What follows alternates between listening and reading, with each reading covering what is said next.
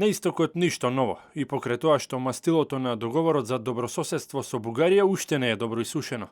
Напротив, националистите се во подем и се обидуваат да го искористат моментот со агресивен говор да им се додворат на истомислениците во Бугарија и надвор од границите. За жал, антимакедонските ставови се сеат од Европарламентот.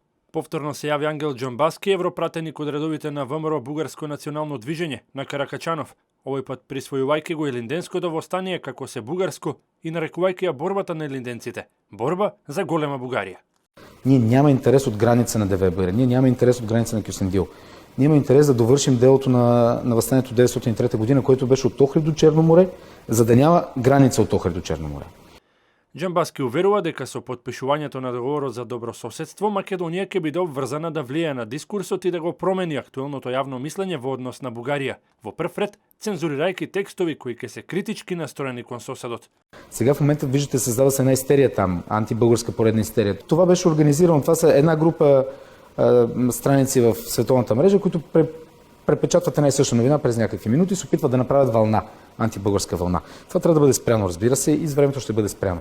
Пред Џамбаски и првиот човек на партијата Красимир Каракачанов го нарече Илинденското најдобро бугарско востание, а договорот меѓу Бугарија и Македонија историски. Според него, Бојко Борисов во историјата на источниот сосед ќе биде славен како царот Борис Обединителот, творецот на Сан-Стефанска Бугарија, во чии граници била цела Македонија.